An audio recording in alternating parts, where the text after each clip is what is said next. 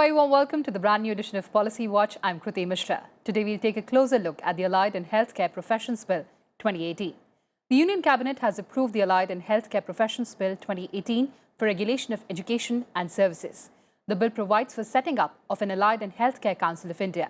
It will play the role of a standard setter and facilitator for professions of allied and healthcare.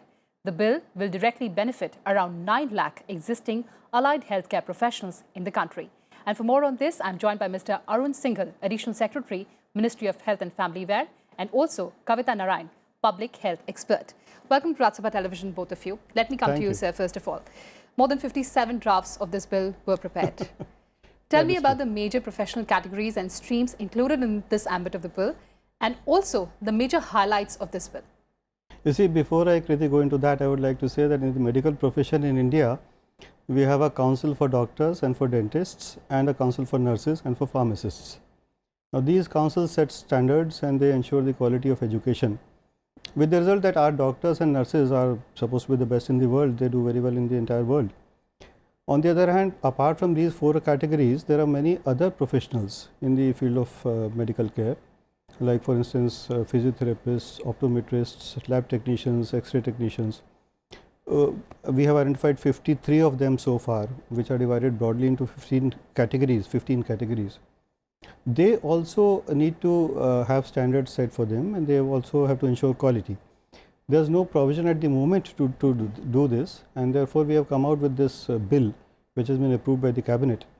Under this bill, what we will have is a council at the center, and there will be corresponding councils in every state. These councils, because they cater to about 53 categories of people, 53 kinds of professions, therefore there will be professional advisory boards in each council at the central level and the state level also, who will advise the council on matters related to that particular group of individuals they are dealing with. Because the number of colleges where education is being imparted is very large, and because the number of people involved is also very large, therefore the major action would be at the level of the states. The central council would set policies and standards, and they would be enforced and ensured by the state councils. So, state council will have the major role, and the central council will not have so much of a major role. They will be more in the nature of a coordinator or policy setter or a standard setter. Right. Mr. Arun, just wanted to ask you that currently these allied healthcare professionals are largely unregulated, unidentified, and even underutilized. So, in that context, how important is this bill, and does it come at an opportune time? Kriti, I think there could not have been a better time for finally sort of having gotten all of these professionals, getting them the right platform for professional recognition, and really for getting them to sort of be the best at their profession, which is really what the work of any regulator should be, is to try to create the professionals. Once they start doing their best, and once we have standards in place for doing that, I think then we create what we call a multidisciplinary care team, not just doctors or not just nurses, but everybody who touches a patient or interacts with the patient is operating to some set standards, to certain standard operating procedures and protocols. And that's been the norm in, if you look at pretty much around the world, that's the way that happens. So I think this bill is extremely critical, because I think in addition to setting those much needed standards, it's in a way telling these people, you all are important to us. It is not just about doctors, not just about nurses, pharmacists, those that have been in the system, but everybody comes together, and it is really a team approach to care, which is there's enough evidence to say that that's the best way in which care is delivered. So this is a very critical time for the bill. Mr. Singhal, a WHO report has pointed out that by the year 2030, globally we'll need 15 million allied healthcare professionals. Tell us about the employment generation potential of this proposed legislation. Kriti, you already have the figures. WHO says there will be 1.5 crore or 15 million people required by 2030. And given the demographic dividend of India, I think we have the potential to supply professionals to the entire world. So that is the foreign employment aspect. And within the country also, what is going to happen is, as the quality of paramedical and allied health workers is ensured, doctors would be able to place a lot of reliance on them. Today, the quality is uncertain, and the curriculum is also uncertain. The minimum standards are not being ensured in colleges where they are being taught. So the quality may be suspect in some cases. As a result, doctors are not able to repose faith in them. The day you have very highly qualified and good professionals available, then doctors would be able to see more patients, because they would have competent help from the allied health workers. and therefore the requirement and the wages which are paid to these professionals would improve, and employment opportunities within the country also would improve very significantly. So what is the kind of impact that you're seeing in terms of numbers, in terms of figure? You have mentioned a figure of 9 lakh professionals in the country. I don't really know because there is no database of all these professionals right now. It's very difficult to say. Every association says we have so many lakh people with us. Until we actually do some kind of enrollment and look at the manpower which is already there, we don't really have the correct figures.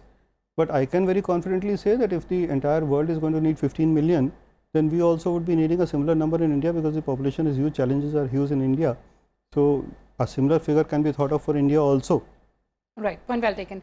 Mr. Narayan, now that we're talking about quality and quality of education, how can this proposed legislation ensure that allied healthcare workers or professionals are qualified to do so and bring about standardization of education?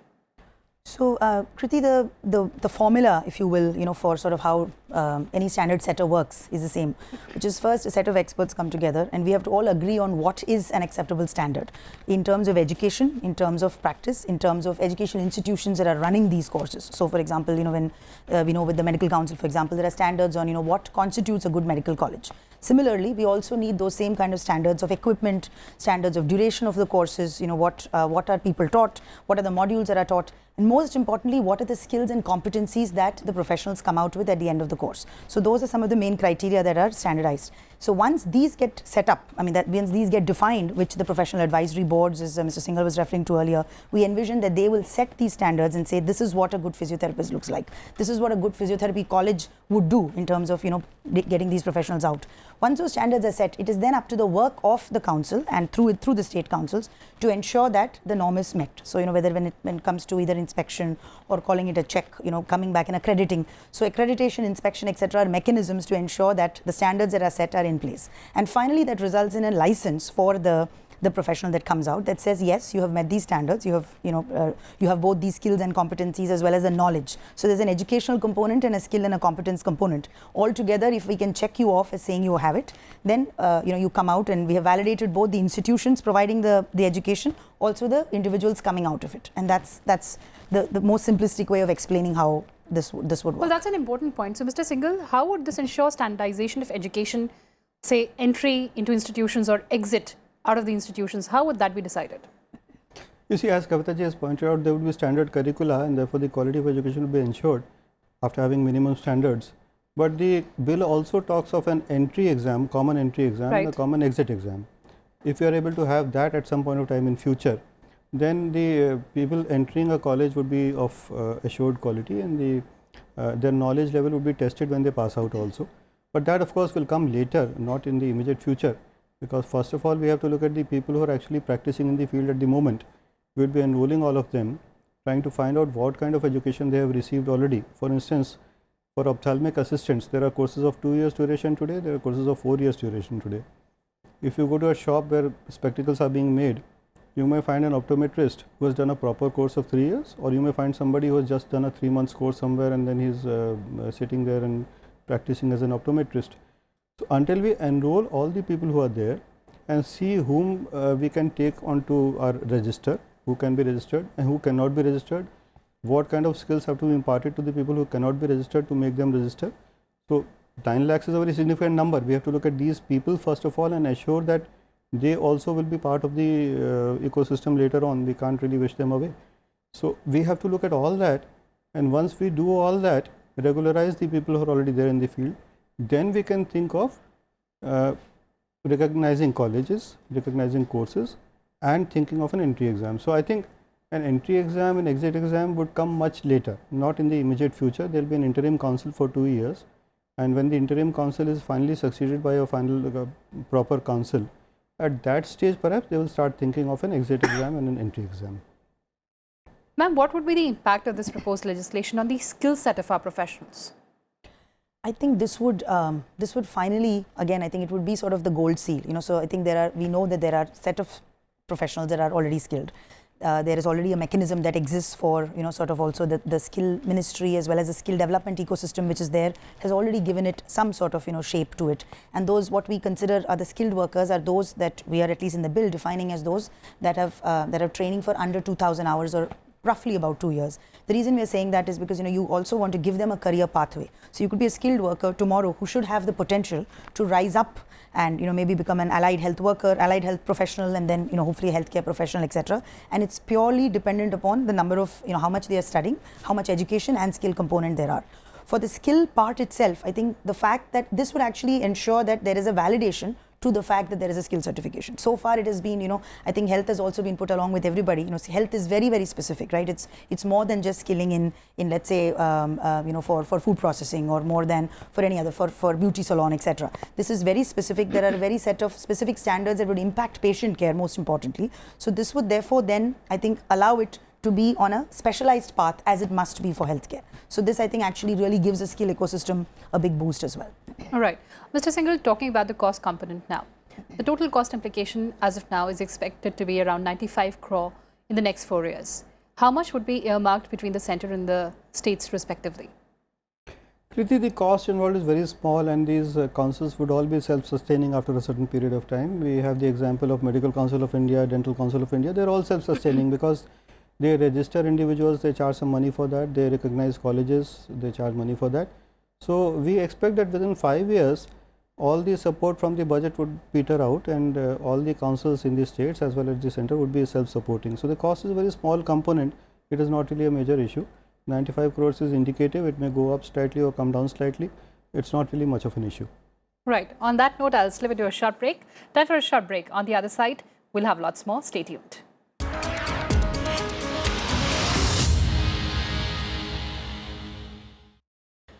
Welcome back. You're watching Policy Watch, and the discussion on the Allied and Healthcare Professions Bill 2018 continues. Mr. Singhal, tell us more about the role and the functions of the central as well as the state councils.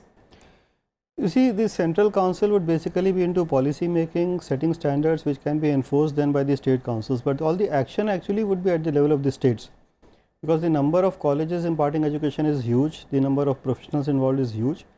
The central council cannot on its own, unlike bodies like MCI and Dental Council where the number of colleges is very limited. The central council cannot actually recognize every college which is imparting education. So all the action would, I would say, lie at the level of the states, and the policy making and the standard setting would be done at the central level. Ms. Narayan, how important is this proposed legislation for realizing the targets of Ayushman Bharat for providing accessible healthcare? Kriti, I think this goes really closely in tandem with sort of the overall goal of Ayushman Bharat, purely because if you look at the health system from a public health expert standpoint, we talk of the various levers of the health system. There's infrastructure, there's technology. The people lever, in my mind, is one of the most critical, and that's been the sort of the bane of health systems globally. I mean, when you don't realize it. So today, when you have sort of standards at place for all of the professionals, and like I was saying, the fact that the doctor sort of leads the pack, is sort of, as I envision the doctor to be sort of the CEO, sort of doing the making sure that the right treatment is happening, the diagnosis is happening, and doing the thinking for ensuring that the care is given. But today in our country, we do not have adequately trained support, as well as good people who can independently, as well as under direction, support the doctor to enable him or her to be fully efficient. And that's where when we have the challenge of providing universal healthcare, or Ayushman Bharat, what Ayushman Bharat proposes and envisions to 1.3+ billion people, without having that sort of arms and legs and the team that can go out and execute, some under direction, some independently, for some of the care. There is evidence that says that 70% of, for example, the care, that's already 70% of the problems that people come in for primary care are all things that can be done with just doctor supervision. It doesn't have to, you don't have to go in, we don't need the doctor, for example, the radiology is a simple example. You don't need a radiologist to be going and doing, for example, the ultrasound, which takes about 30 to 40 minutes for a pregnant woman. If you had excellent ultrasound trained technologists in the system, which many other countries have, this would save the doctor's time to read 200, 300 radiology reports. And we have a big radiology shortage in this country, and that's only one specialty. Similarly, you have these groups of professionals who can actually really help sort of task shift downwards, and really that's where the biggest help will come. So when you can give some of the tasks away to some of the people to say, do this, then the doctor becomes more efficient. And as we allow the reach of the doctor to go much further, both in rural and urban India, in terms of the doctor's knowledge and expertise, I think that will happen when he or she has a good sort of support, not just with nurses and pharmacists, but this whole other group that we have sort of not realized their potential of. And that's how I really think we will enable the vision of Ayushman Bharat to be a So the reality. entire chain you're talking about. Yes, it's a Mr. continuum Singhal, of I'd care. also like to take your opinion on this, that how would the proposed law corroborate the Ayushman Bharat program? It's very, you see, Ayushman Bharat has two pillars. One pillar is about primary and promotive health care, that is through the health and wellness centers. The other is about tertiary care, which is through PMJ. There are two components to Ayushman Bharat. Now, at both levels, properly trained allied health workers are very, very important. What we look at is that with some training, properly trained health workers could take over the role of primary and preventive and promotive health care at the health and wellness center level after some certification. And in the hospital environment for tertiary care, they can discharge a much greater role than what they are doing today under the direct supervision of a medical officer. And in that case, the productivity of doctors would improve. So, for both pillars of Ayushman Bharat, properly trained allied health workers are a must. They are a very essential requirement, and this bill would go a long way in fulfilling that. And what are the penalties to check the malpractices in the bill? The penalties are monetary penalties, and as we have in the medical council bill, there's some imprisonment also. But we don't really have to dwell upon that at the moment. That is not the important part. The important part is improving the quality of education, improving the quality of manpower. The penalties come later, and the penalties are not the main objective of the bill. It's more to improve things than to take action. Right. Ma'am, just wanted to understand from you, is there any specific challenge that you foresee in the effective implementation of this proposed legislation? Kriti, I think as with any legislation, I mean, I think one, you can make the policy, but then the implementation obviously is where sort of the rubber meets the road. Precisely. And I think as with anything, I think it is really going to involve a huge set of, it's a very diverse set of stakeholders, and it's got for the first time, I think we're going to be bringing very, very different groups, some of which are not, we have not even known about a lot of these. So bringing all of the stakeholders and sort of getting the standards, I think it's going to be a very, very long, tedious, very detailed and deliberate exercise. But really, it's such a, I really can't see why it's a win-win solution as we see it for the system. So much as there will be, there will be a lot of work involved, deliberate, and like I said, deliberate as well as a very detailed action that is required to ensure the implementation. I think even the way we have come to date for this to happen has been in a very, very systematic fashion over the last few years. 70 plus years, since there has been not a regulator or not a standard setter for these group of people. In the last 5-6 years, or in particular in the last 2 to 3 years, has been a lot of work. As you already heard Mr. Singhal say, 57, 58, we were hoping we didn't get to 60. I think luckily it came before that. But it's been a lot of thinking on it, and that will continue to happen. But that's about all I envision, is really taking the stakeholders, bringing more discussions happening across the health system, as in across the whole channel of health providers. And that's what I think we will intend to do as a system. So when will this proposed law see the light of day? What's the way ahead? That is up to the parliament, of course. The bill will now go to the parliament. And normally the practice is that such bills are referred to the Parliamentary Standing Committee of the department. So it will go there, and then there will be a wide consultation with all the stakeholders. Now, we ourselves have had lots of discussions with stakeholders, and by and large, you are aware that there was a paramedical council bill in 2007, and there was another NCHRH, National Commission for Human Resources and Health bill in 2012, both of which were passed on to the parliamentary committee, and they did not pass muster. They were withdrawn. So this bill has come after lots of deliberations with many people. As we were saying earlier, it is the 57th draft of this bill, and efforts have been going on since 1994 to come out with a bill of this kind. So this time we have gone to the cabinet, and we'll go to the parliament after lots of consultations. So the first and foremost challenge before us would of course be that the bill has to be passed by the parliament, for which there will be consultations. And we hope, and I in fact would appeal to all the associations in this field of allied health workers, professionals, that they should support this bill before the parliamentary committee. You see, they say that best is the enemy of good. So even if there's some shortcoming, they are not entirely happy with the draft. There always can be some improvements, but even if they're not entirely happy, they should support it, because better late than never. We should do it now instead of waiting for some more years to do it. And once it is passed by the parliament, then of course, as Kavita ji was pointing out, the work before us is humongous. It's not only that we'll have to look at all the people who are there in the country right now, 9 lakh, 10 lakhs of them, see what qualifications they have, standardize and segregate them into those who can be registered, those who cannot be registered. That will be a ticklish and complicated task. Then getting all the states on board, setting up state councils would be a huge task. Some states have their own councils. They would have to be merged and absorbed in the new proposed council. So that will be another very huge exercise. And the third, of course, would be of designing curricula and designing minimum standards which are to be followed by colleges which can impart education. Once we do all that, then looking at specific colleges and granting them recognition, recognizing courses. So the amount of work to be done is huge, it's humongous, and one can only think about that day when it comes, when the parliament passes it, then we'll have to get down, slog and do all these things. Right now we have to wait for the parliament to consider it, and when is it going to be passed is anybody's guess. I can't really say, it's a parliamentary process, you are aware of that, but we hope it will pass muster. We hope it will be supported by all segments which are involved, and very soon we'll have a bill. Ultimately, after 70 years of independence, we'll have a bill in this regard. Right, absolutely. Coming to my last question, and I'd like to get the inputs from both of you. What would be the impact of this proposed legislation on the overall healthcare delivery system in India? Mr. Singhal? I believe the quality of healthcare will improve vastly, because as she said, it's a multidisciplinary team which looks at a patient, and the allied health professionals are a very important part of that team.